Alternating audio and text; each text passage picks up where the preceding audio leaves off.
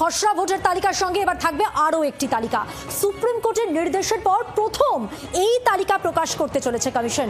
খসড়া ভোটার তালিকার পাশেই ঝোলাতে হবে এই নতুন তালিকাটি। 2025-এর ভোটার তালিকায় নাম থাকা প্রত্যেকেই দেওয়া হবে এনুমারেশন ফর্ম।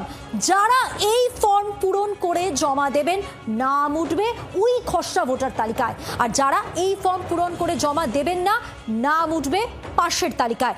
নির্বাচন কমিশন সূত্রে এমনটাই খবর, অর্থাৎ দুটো তালিকা প্রকাশিত হবে। আর এই নিয়ে কথা বলবো, আমাদের সঙ্গে টেলিফোন লাইনে রয়েছেন আমাদের প্রতিনিধি অর্কদীপ্ত মুখোপাধ্যায়। এই যে দুটো তালিকা, বিশেষ করে আরো একটি তালিকা প্রকাশের কথা বলা হচ্ছে, সে ব্যাপারে বিস্তারিত জানবো।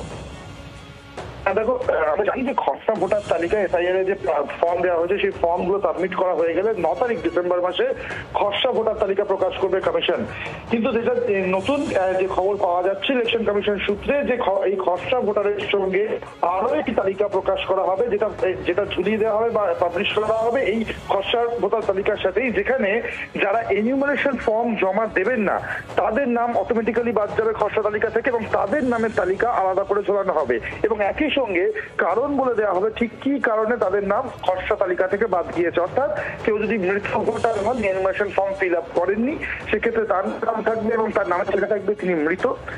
কেউ যদি অন্য জায়গায় মাইগ্রেটেড হয়ে যান বা ওই যেখানে তার নাম ছিল সেখানকার ভোটার তিনি আর নন, সেক্ষেত্রে সেই কারণটাও এক্সপ্লেন করে তার নাম ঝোলা থাকবে। একই সঙ্গে যদি আদতে সত্যি করে কোনো ভুয়ো ভোটার বা ফেক ভোটারকে, সেক্ষেত্রে যদি কমিশন দেখে যে তার ডকুমেন্ট বা সাপোর্টিং ডকুমেন্ট নেই, সেক্ষেত্রে তার নামও যদি বাদ যায় সেখানেও কিন্তু কারণটা পরিষ্কার করে বর্ণনা করে দেওয়া হবে কমিশনের তরফ থেকে। অর্থাৎ ড্রাফট ভোটার লিস্টে যাদের নাম বাদ যাচ্ছে, কেন বাদ যাচ্ছে সেটাও কিন্তু এক্সপ্লেন করে আলাদা করে একটা লিস্ট প্রকাশ করবে।